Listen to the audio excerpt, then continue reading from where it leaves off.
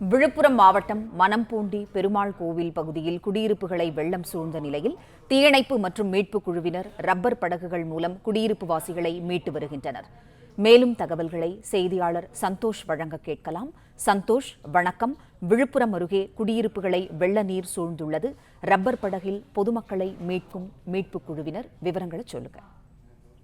வணக்கம் மேடம். புயல் கரையை கடந்த பின்பும் 3 நாட்களாக பெய்த தொடர் மழையின் காரணமாக விழுப்புரம் மாவட்டம் மணம்பூண்டி ஊராட்சிக்கு உட்பட்ட பெருமாள் கோவில் தெருவில் வெள்ள நீர் புகுந்துள்ளது. அதாவது தொடர் மழையின் காரணமாக தென்பெண்ணை ஆற்றில் 1,68,000 கனஅடி நீர் திறக்கப்பட்டது. அதே போல தென்பெண்ணை ஆற்றின் கிளை ஆறான துறிஞ்சல் ஆற்றிலும் வெள்ளப்பெருக்கு ஏற்பட்டது. இந்த 2 ஆற்றுகளின் நடுப்பகுதியில் அமைந்துள்ள பெருமாள் நகர் பகுதியில் வெள்ளக்காடாக மாறியுள்ளது. நேற்று இரவு 7 மணி முதல் அந்த பகுதி முழுவதும் வெள்ள நீரால் சூழப்பட்டது. இந்த நிலையில் இரவு 7 மணிக்கு திருக்கோவில் தீயணைப்பு மற்றும் மீட்புக் குழுவினருக்கு அப்பகுதியில் இருந்தவர்கள் தகவல் கொடுத்தனர்.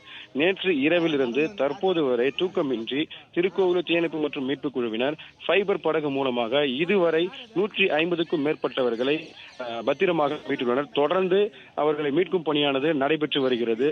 ஒவ்வொரு பகுதியிலும் இடுப்பு அளவிற்கான நீர் தேங்கி நின்றுள்ளது. ஒரு சில இடங்களில் முதல் தலைமுறையிலுமே இந்த மழை நீர் தேங்கி உள்ளது. இதன் காரணமாக அந்தந்த பகுதியில் உள்ள மக்கள் தங்களது மொட்டை மாடிகளில் தஞ்சம் புகுந்துள்ளனர். அவர்களுக்கு நிவாரணப் பொருட்கள் வழங்க வேண்டும் என கோரிக்கையும் எழுந்துள்ளது.